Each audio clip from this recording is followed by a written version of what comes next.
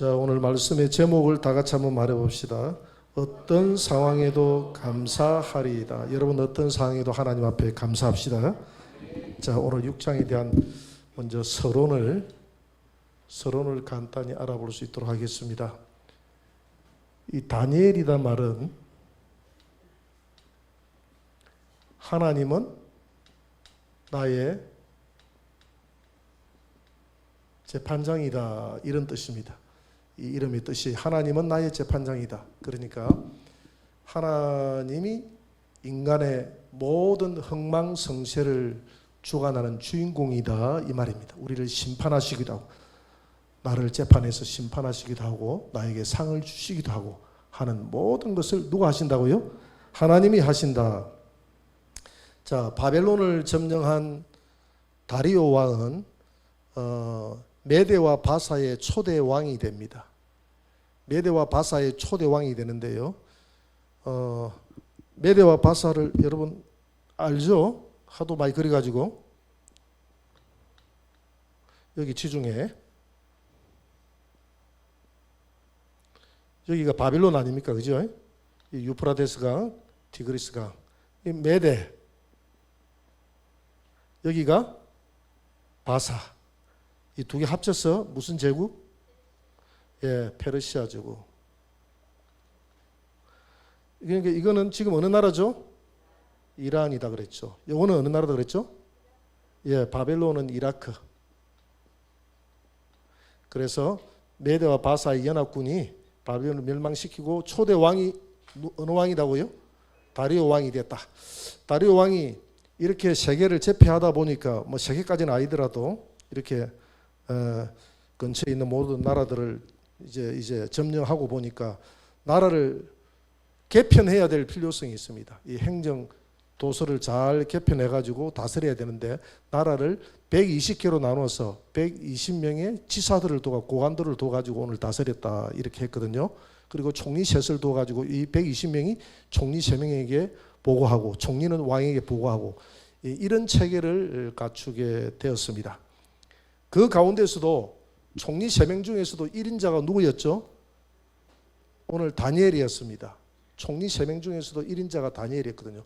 다니엘이 어떻게 이런 적성국가, 지금 다니엘이 지금 현직에서 지금 이 바벨론의 지금 현직에 지금 벨사살 왕 때는 총리가 아닙니다.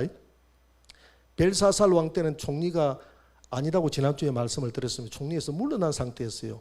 왕비가 이제 이런 과거에 총리직을 했던 사람 중에서 유능한 사람이 있으니까 그 글자를 한번 해석해 보세요 해가지고 다니엘을 불러들였죠. 근데 다니엘을 어떻게 해서 이 메대 바사가 이 상대 적성국의 과거에 총리 생활을 했던 사람을 자기 나라의 총리로 세울 수 있는가? 그것도 제1의 총리. 나라를 왕 다음으로 세울 수 있는 것은 보통 이유가 아니잖아요. 그죠? 잘못하면 큰일 날 문제인데 이 민심도 있고, 그래서 지금 민심에 문제가 생겨서 오늘 이 문제가 생긴 건 아닙니까? 그만큼 다니엘이 인정을 받았다는 것이죠. 우리가 한번 상상을 해볼 수 있습니다. 만약에 저 나라를 점령했으면 그 고관들에 대한 모든 신하들에 대한 전부 정보조사가 들어가지 않겠습니까? 안 그렇겠어요? 저놈은 어떻고 저 사람은 어떻고 저 신하는 어떻고 저 신하 출생 성분이 어떻고 전부 다 조사가 다 들어가지 않겠습니까? 국정원에서 조사를 다 하겠죠, 그죠? 검찰에서 조사를 하고 다 조사를 하겠죠. 조사가 다 들어가겠죠. 조사를 다 하고 보니까 다니엘이 마지막 때에 메대의 바사의 이 바벨론 제국이 멸망할 것을 예언했던 사람이 바로 다니엘이었습니다. 그런 사람이 있어서 성경에 그런 말은 없는데 우리가 유추해 본다, 이 말입니다. 다리오가 생각할 때 정말 그런 사람, 여봐라, 그 다니엘이라는 사람을 한번 불러들여 봐라.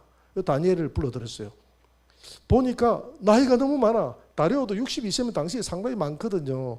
62세면 많은데 나이가 거의 80세가 된 노인이라. 그럼에도 대화를 해보니까 굉장히 총명하거든. 대화를 해보니까 굉장히 뛰어나요. 그래서 이분이 나라를 메대 바사에 망할 것이라고 했던 그날 밤에 망했다는 것을, 이 사람은 뭔가 탁월한 능력이 있는 사람이다. 또 보니까 바벨론 순수 사람도 아니야. 이스라엘 사람이야. 그러니까 이스라엘 사람으로서 저 유대 사람이 바벨론에 와서 총리까지 올라설 때는 이유가 있을 것이다. 오늘 내가 보니까 그 이유를 찾았다. 너무 똑똑하다. 이런 사람을 총리로 세우면 포용적인 차원에서, 보통 우리가 포용 정책을 펼치잖아요. 그런 차원에서도 괜찮을 것 같다 해서 아마 이 다니엘을 제1의 총리 대신으로 세웠을 겁니다. 그러나 그것은 우리 인간적인 관점이고, 역사를 운행하시는 분은 누구십니까? 하나님이 그 총리 대신으로 들어갈 수 있도록 이 다리오의 마음을 움직였다, 이렇게밖에 볼 수가 없는 것이죠. 그래서 다니엘이 총리 대신이 됐다고 그랬어요. 다니엘이 총리 대신 3명 중에 1명이 됐는데, 그 중에서도 이 다니엘을 가장 귀하게 여겼다. 오늘 다니엘을 고발했던 이유, 첫째, 이 두 총리가 다니엘을 고발하잖아요. 다니엘을 고발했던 이유, 오늘 다니엘서 6장 3절을 한번 봅니다. 다니엘서 6장 3절 다 같이 시작. 다니엘은 마음이 민첩하여 총리들과 고관들 위에 뛰어남으로 왕이 그를 세워 전국을 다스리게 하고자 한지라. 테스트를 해봤다 이 말이죠. 테스트를 해보니까 총리 두 사람보다 뛰어나고, 고관들은 이루 말할 것도 총리 2명보다 뛰어나다 했거든. 그러니까 고관들이야 지방에 가 있으니까 별론데, 지금 가까이에서 총리 2사람은 지금 메데 바사 사람 아닙니까? 메데 바사 사람이 시샘을 한다 이 말이죠. 시샘을 할 수밖에 없는 이유가, 첫째는 어떻게 이 통일국가, 이 제국을 포로국가에, 그것도 저 유대나라의 조그마한 나라의 포로국가에 적을 총리로 세울 수 있는가? 이 자존심의 문제다. 당신하고 나하고의 자존심 문제다. 두 총리가 의논하는 거예요. 그리고 두 번째는 왕이 어지간하게 좀 사랑하면 될 텐데, 아무리 총리라도 질투심이 있어요, 없어요? 왕이 너무 사랑하는 거야, 총애하는 거야, 다니엘을. 또 다니엘도 너무 왕의 총애를 받을 만큼 사람이 잘해요. 내가 보니까 너무 잘해요. 그러니까 여러분, 그 야곱이 요셉을 너무 사랑하는 바람에 형들이 시샘해가지고 요셉을 팔아버렸잖아요. 그것도 문제입니다. 지금 다리오 왕이 요셉을 지금 다니엘을 너무 사랑하니까 시기심이 생기는 거예요. 그리고 그들이 생각할 때 왕이 사랑하는 이유도 있겠지만은, 정책을 총리로 세우는 것까지 좋은데 제1의 총리로 세운다는 것은 우리 메데 바사 국가의 수치다. 그래가지고 이 두 총리가 120명을 다 모읍니다. 120명을 다 모아가지고 이제 구테타를 일으키죠. 이 다니엘은 그러면 어떤 사람이었는가? 6장 4절에 한번 봅니다. 6장 4절에 다 같이 시작. 이에 총리들과 다니엘을 고발할 근거를 찾고자 했으나 아무 근거, 아무 허물도 찾지 못하였으니 이는 그가 충성되어 아무 그릇됨도 없고 아무 허물도 없음이니라. 그래서 이 두 명과 이 두 명의 총리 대신이 120명의 고관들을 불러가지고 이렇게 대화를 하는 중에, 저를, 우리의 자존심의 문제다, 어떻게 이 제국을 저에게 우리가 국사를 보고할 수 있느냐, 이건 말이 안 되는 말이다. 왕이 잘못하고 있다. 저를 몰아내야 된다. 누가 총리가 되든 말하지 않을 테니까 다니엘만 총리가 안 되면 된다. 이런 관점에서 의논을 해가지고, 그러면 저가 가지고 있는 약점을 찾아라. 약점을 찾는데 오늘 그는 산무의 사람이다 그랬어요.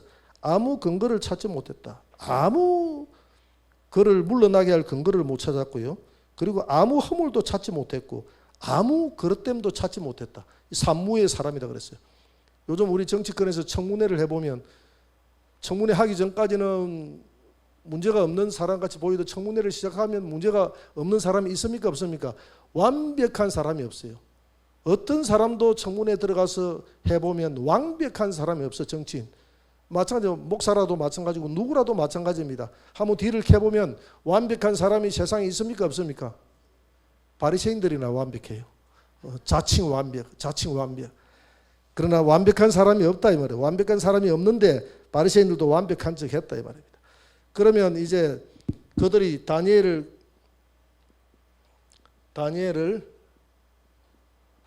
고발할 근거를 찾는데, 어떤 고발할 근거를 찾는가?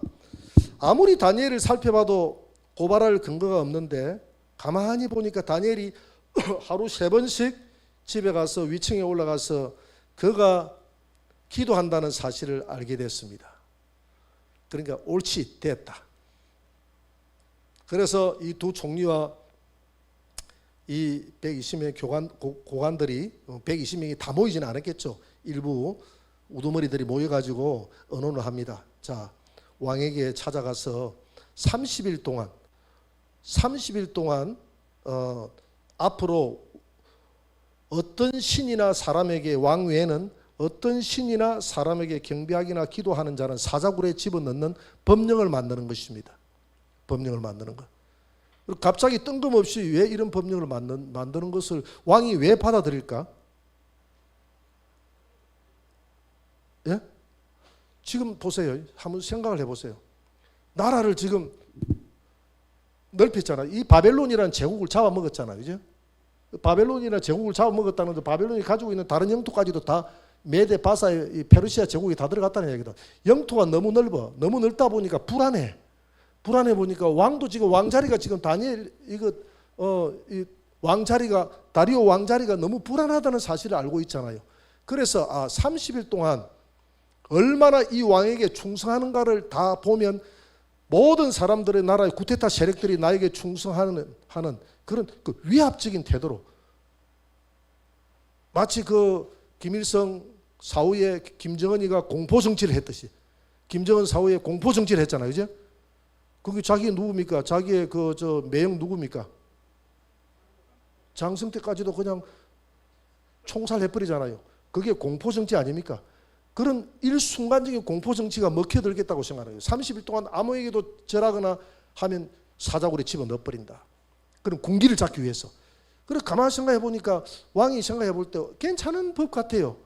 나에게 온 제국들로 하여금 충성되게 만드니까 내가 이 제국을 다스릴 방법이 없었는데 이 넓은 제국을 너희들이 참 총리가 좋은 생각이다 하고 두 총리를 칭찬했다 이 말입니다.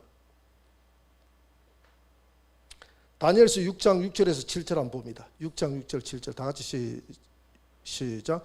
이에 총리들과 고관들이 모여 왕에게 나아가서 그에게 말하되 다리오 왕이여 만수무강하옵소서. 나라의 모든 총리와 지사와 총독과 법관과 간언이 의논하고 왕에게 한 법을 세우며 한 금령을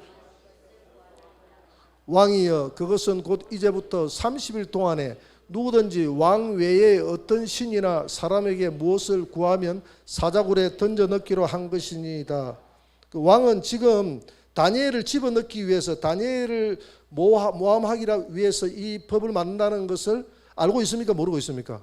전혀 눈치 못 채고 있어요. 전혀. 왕이 그 다니엘이라는 한 사람에게 이렇게 이 사람들이 자기에게 충성한다는 대의적인 차원에서 보는 거예요. 그래서 우리는 이 법령의 결론을 너무나 잘 압니다. 다니엘이 이 법을 어겼잖아요. 그죠?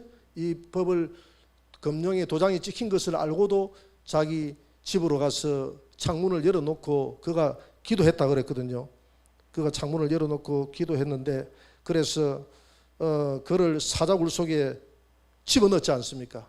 사자굴 속에 왕은 집어넣지 않으려고 애를 썼는데 다니엘이 걸린 줄은 왕은 꿈에도 몰랐어요. 다니엘이 걸려있는 줄은 꿈에도 몰랐다 이 말입니다. 다니엘이 이 법에 걸릴 줄은 꿈에도 생각을 못했다 이 말입니다. 전혀 생각을 못했다. 자기의 그 왕권을 세운다는 그것만 생각을 했다 이 말이죠. 그래서 다니엘은 사자굴 속에 들어가게 되고 왕은 밤새도록 잠시 못 자고 금식하면서 아침에 날이 밝자마자 사자굴에 가보니까 다니엘아, 슬퍼하면서 살아계신 하나님의 종 다니엘아, 내가 섬기는 내 하나님이 너를 사자굴에서 구원하였느냐 하고 쳐다보니까, 정말 밑을 쳐다보니까 왕이여 만수무강하옵소서. 하나님이 천사를 보내 사자의 입을 막아주셨습니다.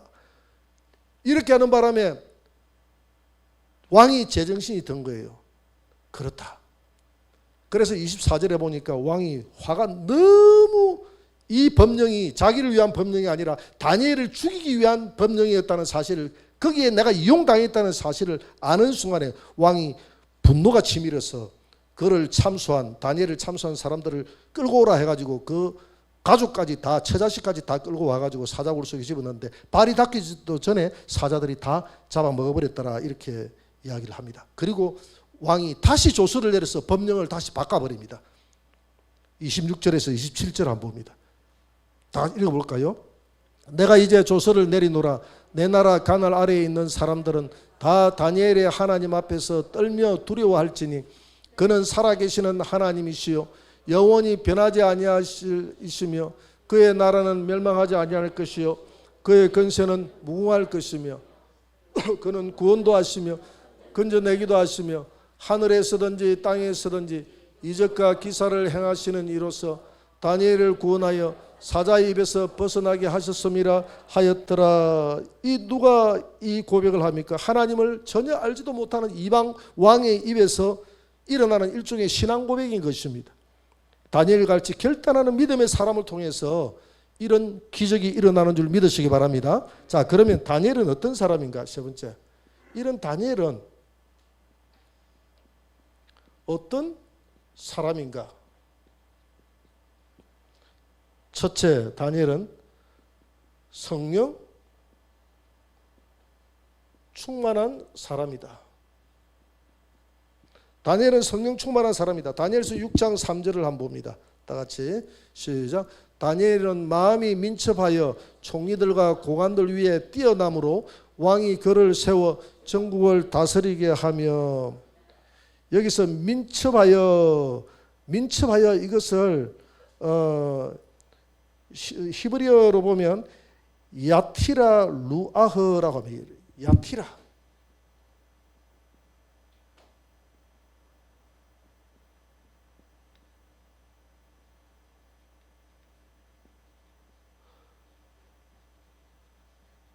탁월한 성령이라는 뜻입니다. 이 루아흐는 성령 아닙니까?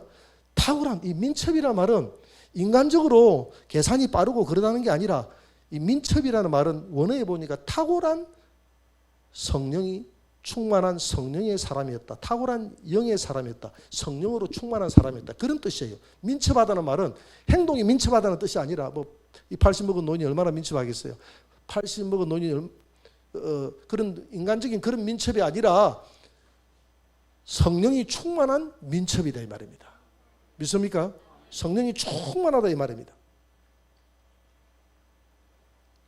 그래서 다니엘은 하나님의 성령에 의지했기 때문에 항상 성령께서 감동 주시는 대로 행동하고 말하면 그것이 정확하게 제때제때마다 그 말이 먹혀들었다 이 말입니다. 다니엘이 그 먹혀들잖아요. 여러분, 하나님 앞에 성령으로 충만하면 하나님께서 우리에게 말할 그 말을 주실 줄 믿습니다. 여러분들의 입술에 적절한 말을 넣어줄 줄 믿습니다. 지혜로 말을 넣어주실 것입니다. 두 번째, 다니엘은 절대 신앙의 사람이었습니다. 절대 신앙의 사람. 다니엘서 6장 9절 10절을 한번 봅니다.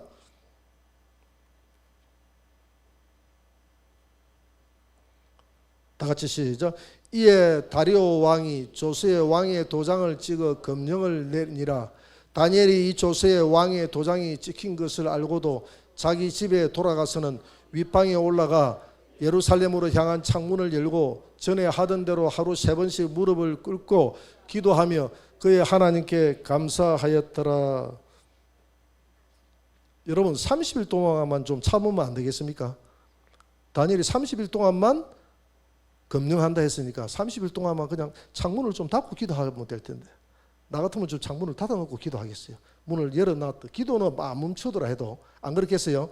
기도는 안 멈추더라 해도, 왜? 우리의 좀 그 영적인 신앙의 자존심이 있으니까 기도는 안 멈추더라 해도, 이 코로나 할 때 그랬잖아요. 코로나 때 막 정부에서 막 이렇게 통제를 하니까 참 갈등이 일어나잖아요. 예배를 하나님 앞에 이 신앙을 예배를 안 드릴 수도 없고, 그죠? 예배를 드리자니 여기 와서 자꾸 점검을 해가지고 자꾸 고발하고 이러니까 난감하잖아요. 고발하고 그러니까. 그래서 문을 활짝 열어놓고, 다른 때 같으면 그냥 문을 활짝 열어놓고 다 오라 해가지고 예배 드리면 다 좋겠는데, 이 코로나 전국만 좀 넘어가자 싶어서, 그래도 하나님 우리는 예배 드립니다라는 그 결단을 보이기 위해서 예배는 드리되 띄엄띄엄 해놓고, 남는 성도들은 저 위에 방에다 숨겨놓고, 또 남는 성도들은 저쪽 방에다 숨겨놓고, 여기서 예배 드리라, 여기서 예배 드리라. 그래가지고 우리 예배 다 드렸잖아요. 그것도 자랑이라고 막 자랑하는데 우리는 이렇게 해서라도 예배 다 드렸어. 밥은 못 해 먹으니까 밥에 먹나는 그 또 자존감 때문에 빵 나눠주고 김밥 나눠주고 식당에서 먹지 말라고 하고 다 밖에 나가서 먹으라고. 식당에서 먹지 마라 하는데 보니까 식당에서 다 먹대. 먹을 줄 알면서도 또 담임 목사 입에서는 식당에서 먹지 마라 한 이유는 내 입에서는 먹지 말라고 했다.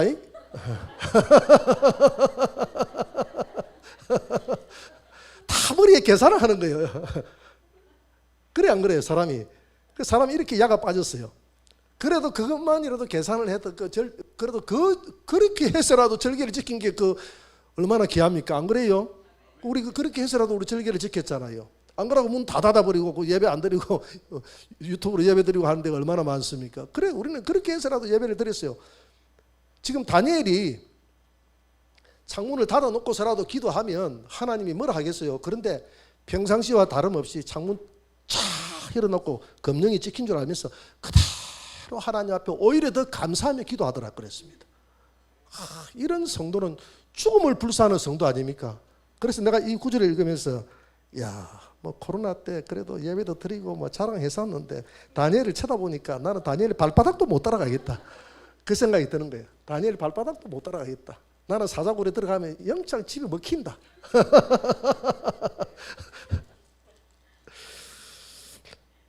다니엘이 위대하다는 거예요. 30일 동안만 그냥 마음으로 기도하면 될 텐데 창문 닫아놓고 기도하면 될 텐데 그런 비굴한 짓을 다니엘은 안 하고 죽으면 죽으리라는 마음으로 나갔다 이 말입니다. 여러분 신앙은 이렇게 신앙하는 사람들을 히브리서 11장 35절에 보니까 세상이 감당할 수 없는 사람이다 그랬어요. 우리가 신앙은 이렇게 죽으면 죽으리라 하고 신앙은 이렇게 지켜나가야 되는 줄 믿습니다. 진리 앞에서는 절대 타협해서는 안 돼요. 진리에 대해서는 거짓과 진리가 섞일 수도 없고 타협해서는 안 되는 것입니다. 그래서 다니엘은 절대 신앙의 사람이었다. 세 번째, 다니엘은 감사의 사람이었다. 감사의 사람. 오늘 제목이 어떤 상황에도 감사하리라. 이게 중요한 거예요. 지금 마지막 감사. 다니엘서 6장 10절 마지막 부분에 보니까 뭐라고 해놨습니까? 6장 10절에 그의 하나님께 감사하였더라. 그러니까 오 주여, 드디어 내가 주를 위해서 순교할 시간이 된 것 같습니다. 내가 주를 위해서 사자밥이 될 시간이 된 것 같습니다. 네 나이 80평생에 주를 위해서 내가 헌신할 기회가 없었는데 주여, 내가 이 나라까지 와가지고 이 패전국가 와가지고 이 나이까지 총리 대신이 되고 하나님 나를 높여주셨으니 내가 무엇을 더 구하겠습니까? 하나님 앞에 절기를 지키다가 사자굴에 들어가서 사자의 밥이 되겠습니다. 나의 말년을 병들어 죽게 아니하시고 이렇게 순교하여 죽게 해주시니 감사합니다. 이런 기도 안 했겠어요? 하나님 앞에 이런 기도를 했습니다. 이런 사람들은 세상이 감당할 수 없는 사람입니다. 감사할 때 천사가 도왔다 그랬어요. 다니엘서 6장 21절 22절을 봅니다. 다 같이 시작. 다니엘이 왕에게 이르되 왕이여 원하건대 왕은 만수무강하옵소서.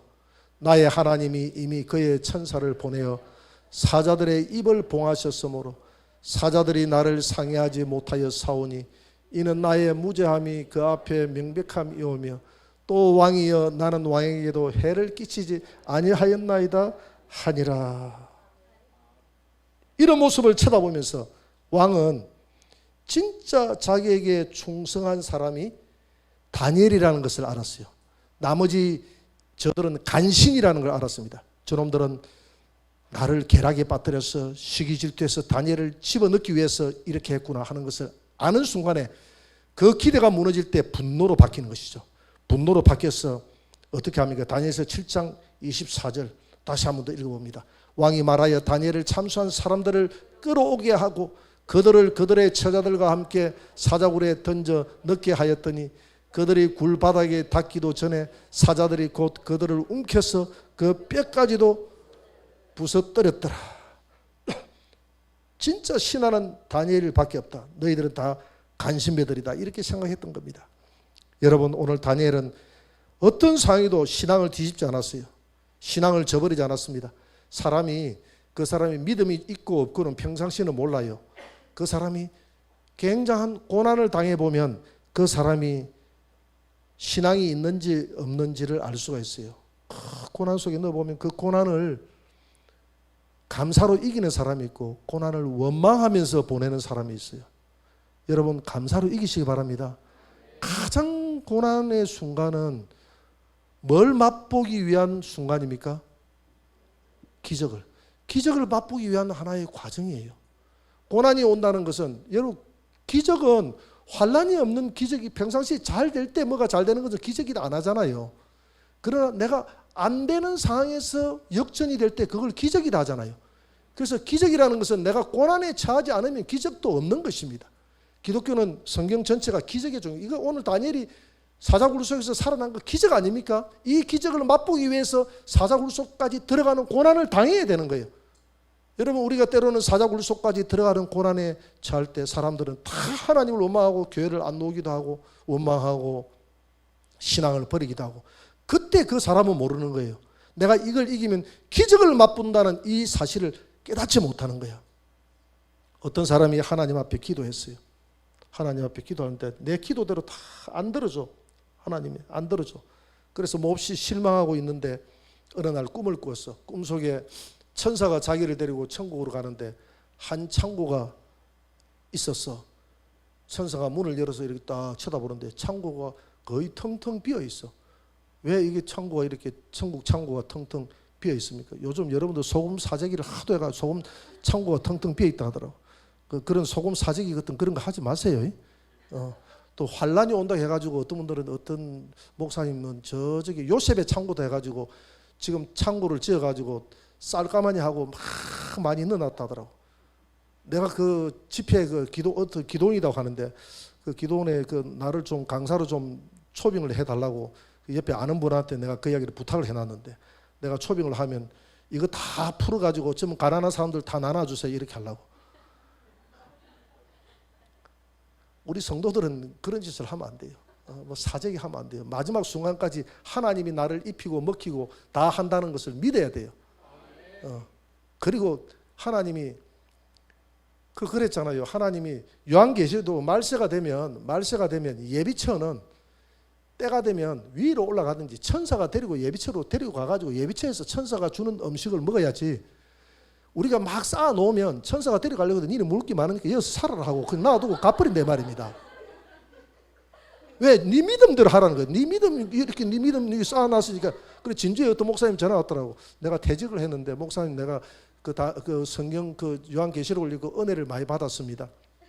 제가 이게 목사님이 생각할 때 피난처 개념이 될 수 있을지 모르겠는데 저는 지금 퇴직도 했고 좀 받은 돈도 있고 해서 산속에 운망이나 짓고 남은 생에 기도하려고 하는데 깊이 들어가서 거기에 좀 굴을 파놓고 거기에 좀 쌀이라든지 라면이라든지 이런 걸 좀 저장을 해놓으면 혹시 환란 시대가 내 때에 오면 그때에 이게 예비처가 될 수도 있지 않을까요? 이래서 그는 목사님한테는 예비처가 될지 몰라도 성경에서 말하는 예비처는 아닙니다. 내가 그랬어요. 정말 그랬어요. 그러니까 목사님이 갑자기 한 말이 없더라고. 그래서 목사님, 그래 나 너무 충격을 줬나 싶어서 목사님이 그렇게 하고자 하는 그 마음은 참 대단하십니다. 기도를 하면서 평생 살고자 하는 그 마음은 한데 예비처는 그런 게 아닙니다. 예비처는 천사가 예비처로 인도하는 것이지 그게 아니에요. 그래서 우리는 이런저런 거 가지고 쌀 사재고 소금 사재고 이렇게 하면 안 됩니다. 소금 집에 사재인 거 있으면 교회에다 갖다 놓으세요. 교회 김장할 때 가을 김장할 때 좀 쓰게.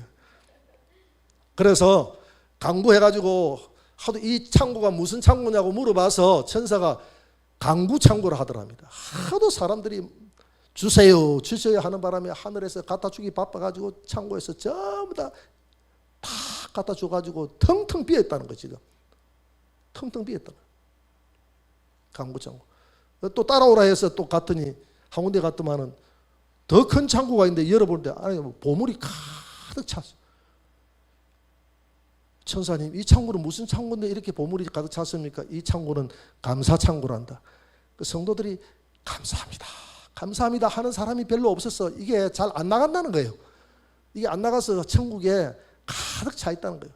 여러분 이제 천국에 강구 창구는 이제 다 거들났답니다. 거들났다고 하니까 강구 많이 하지 마시고 하나님 앞에 감사 창구는 가득 차 있다고 하니까 감사 많이 하시기 바랍니다. 어떤 때 하나님이 좋은 감사의 선물을 주느냐? 가장 위급할 때, 가장 어떤 상황에도 다니엘 같이 굴 속에 들어가는 그런 고난 가운데서도 하나님 앞에 감사할 수 있는 사람, 원망하지 않는 사람, 주식이 싹다 알거지가 돼도 하나님 앞에 뭐 하라? 감사. 그 뒤에 왜 고개를 숙이는 거예요? 일어나세요. 내가 어떤 사람 주식 투자에 어떻게 우리 성도인데 지금 교회를 안 오니까 하는 말인데 이사한다 해서 이사를 가봤어. 예배를 드리는데 예배를 드리러 안 오는 거야. 이사 지면 다 올라갔는데 빨리 오세요 하는데 잠깐만 기다려주세요. 잠깐만 기다려주세요. 이래서 하는 거야. 그래서 뭐하노 싶어서 내가 옆방에서 들어가서 봤어. 노트북을 열심히 하고 있네. 그래 뭐하노 싶어 노트북을 쳐다봤어. 근데 막 주식 보니까 그 이사하는 순간까지도 주식 오르고 내리고 그거 확인한다고 이래 빠져있더라고. 주식이 꼴박아도 감사, 부동산이 내려가도 감사, 할렐루야. 올라가도 감사, 내 사업장이 잘 돼도 감사, 잘 못 돼도 감사, 내 환경이 너무 힘들어도 감사. 내 입에서는 원망이 여기까지 올라왔는데 절대 나는 내 감정과 상관없이 내 감정은 너무너무 싫어. 모든 세상이 싫어. 감정이 싫을 때는 그건 어쩔 수 없는 거예요. 그렇잖아요. 감정이 싫을 때는 어쩔 수 없죠. 우리 사모가 어떤 데는 내가 뭘 한다고. 근데 이건 내 잘못이라고 하지 마라. 내 감정이 이런 걸 어떻게 하겠노? 내가 그러거든. 내 감정이 지금 상황이 이런 걸 내가 어찌 하겠노? 내가 어떻게 컨트롤 하겠노? 이러거든요. 그건 어쩔 수 없어. 사람이 감정이 막 격화되고 할 때는 어쩔 수 없는데 그래도 내 입술은 뭐 하라? 감사. 감정을 지배하고 감사. 막 원망하고 싶고 분노를 쏟아내고 싶어도 내 입술은 원망하지 말고 감사. 그렇게 감사할 때 감사할 수 없는 상황에서 감사할 때 다니엘처럼 뭐가 일어난다? 기적이 일어난다. 여러분 기적이 일반화되는 그런 삶을 살아가시기를 주의 이름으로 축원합니다. 어떤 상황에도 감사하시기를 바랍니다. 다니엘처럼 믿음의 절개를 가지고 살아가시는 여러분들이 되시기를 주의 이름으로 축원합니다.